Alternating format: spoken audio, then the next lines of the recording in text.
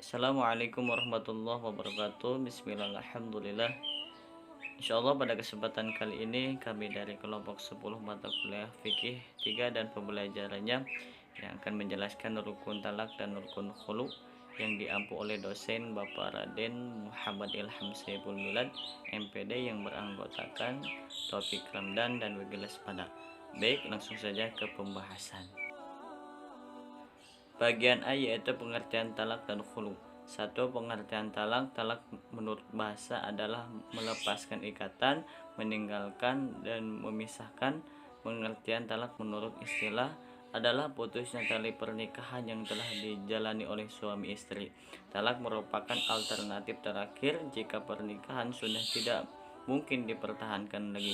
Talak boleh dilakukan dan halal hukumnya, tetapi perbuatan tersebut dibenci oleh Allah Subhanahu wa taala.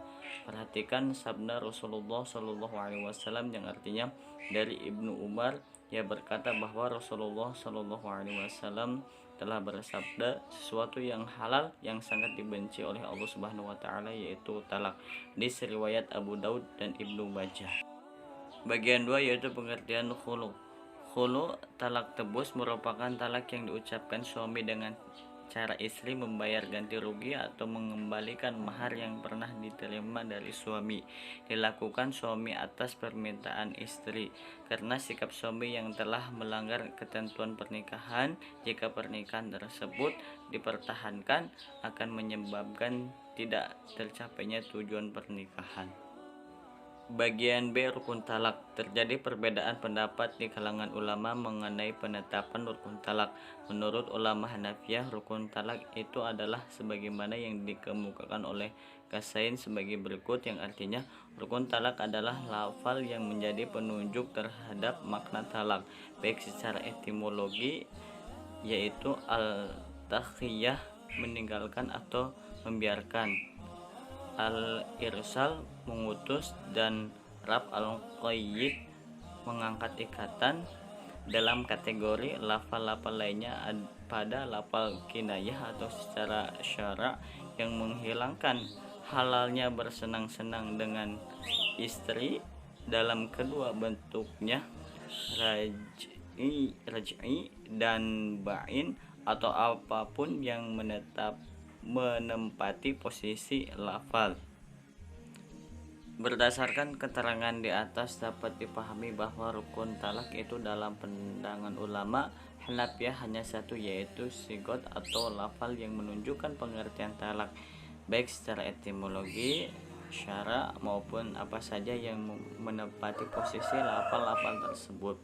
Sedangkan menurut ulama Malikiyah, rukun talak itu ada 4, yaitu satu, orang yang berkomponen melakukannya. Maksudnya orang yang menjatuhkan talak itu adalah suami atau wakilnya, kuasa hukumnya, ataupun wali jika ia masih kecil.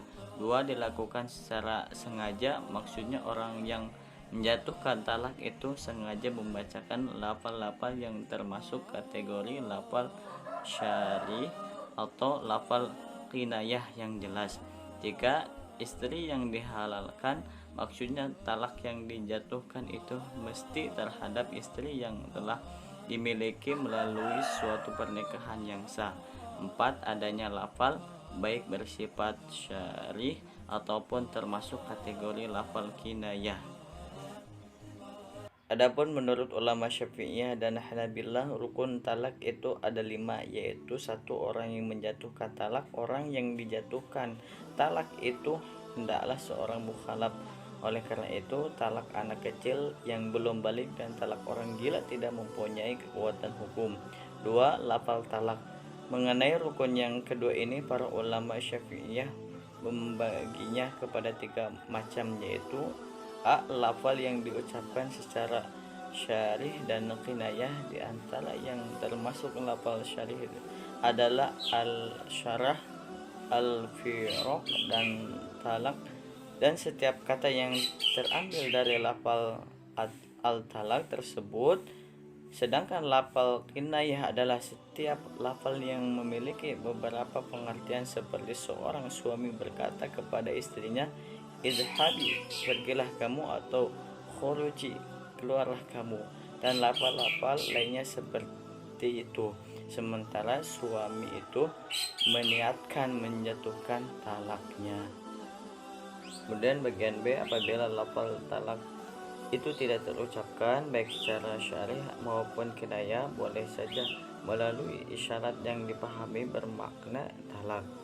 Namun menurut kesepakatan ulama di kalangan Syafi'iyah, isyarat tersebut baru dinyatakan sah dan mempunyai kekuatan hukum apabila dilakukan oleh orang bisu.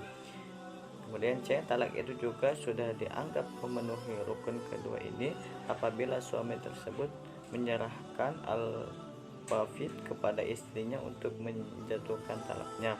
Misalnya seorang suami berkata kepada istrinya, "Talaki nafsak, talaklah dirimu." Lalu apabila istrinya itu menjawab, "Talak tu, aku talakkan," maka talak istrinya itu sah, telah jatuh. Sebab dalam kasus seperti itu istri berkedudukan sebagai tamilik, wakil dalam menjatuhkan talak. Kemudian bagian 3, hilang akal pikiran disebabkan gila atau minum obat. Gilanya seorang dapat menghalangi keabsahan dari seluruh bentuk tasharruf.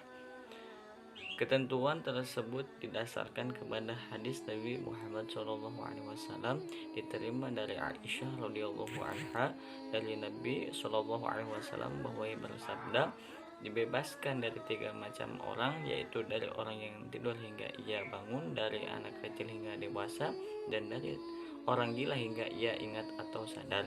Hadis riwayat Ahmad dan Al-Arba'ah kecuali At-Tirmizi. Hadis ini dianggap sahih oleh Al-Hakim dan juga diriwayatkan oleh Ibnu Hibban. Kemudian bagian 4, yaitu wanita yang dihalalkan atau istri. Apabila seorang suami menyandarkan talak itu kepada bagian dari tubuh istrinya, misalnya ia menyandarkan kepada anggota tubuh tertentu seperti tangan, kepala, limpa atau hati, maka talaknya sah. Namun apabila suami tersebut menyandarkan kepada fadalat tubuhnya seperti air liur, air susu atau air mani, maka talaknya tidak sah. Kemudian nomor 5, menguasai istri tersebut. Apabila seorang suami berkata kepada seorang wanita yang bukan istrinya, "Anti talik, kamu wanita yang ditalak," maka talaknya tidak sah. Namun apabila suami tersebut berkata kepada istrinya atau istrinya itu masih berada dalam masa iddah talak raj'i, maka talaknya baru dianggap sah. Bagian C, yaitu rukun huluk. Rukun huluk menurut jumhur ulama selain mazhab Hanafi adalah sebagai berikut.